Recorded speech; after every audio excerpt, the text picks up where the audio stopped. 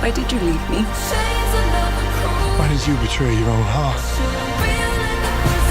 Is the Wuthering Heights trailer rage-baiting us to promote the movie? Who doesn't love a good book adaptation, right? Especially if the book itself is a cult classic and has a dedicated fan base. Whatever your opinion may be, when a new trailer for such an adaptation drops, it definitely garners attention, especially when it's presented in the way Wuthering Heights is. Yes, I am indeed talking about Emerald Fennell's new trailer for Wuthering Heights, and it would be an understatement to say that the entire world is collectively raging against it. New director, new tone, new style. Are we just being rage-baited to promote this version of the book's narrative? How does Emerald's direction style influence Wuthering Heights? To my fellow book and movie enthusiasts, let's dive right into it. Catherine.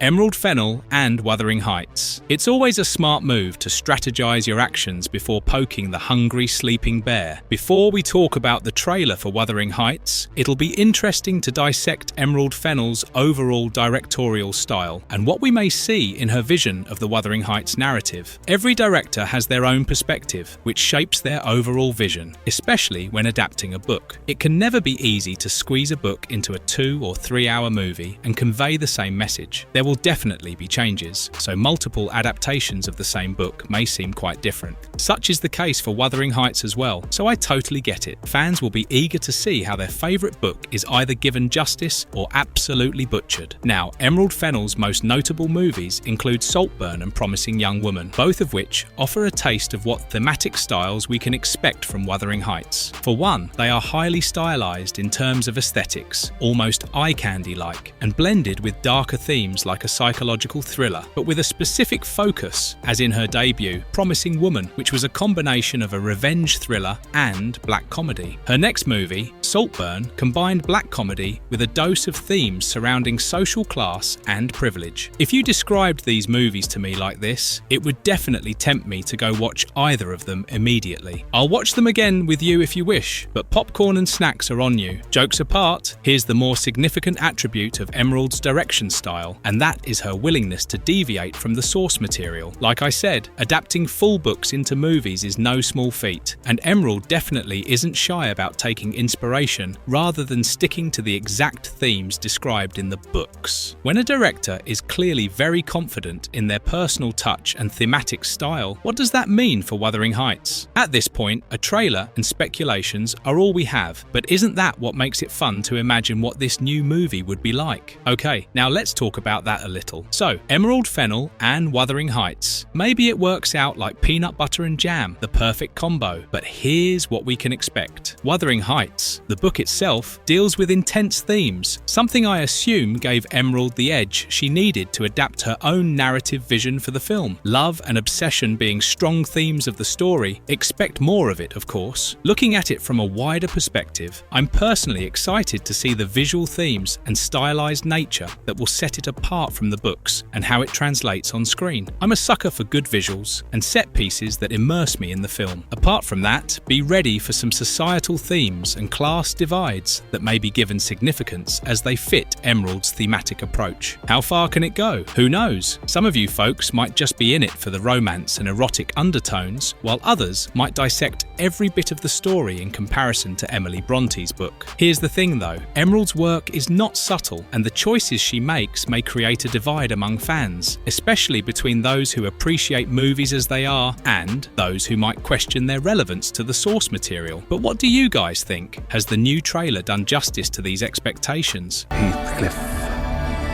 you're not enough. Not for her.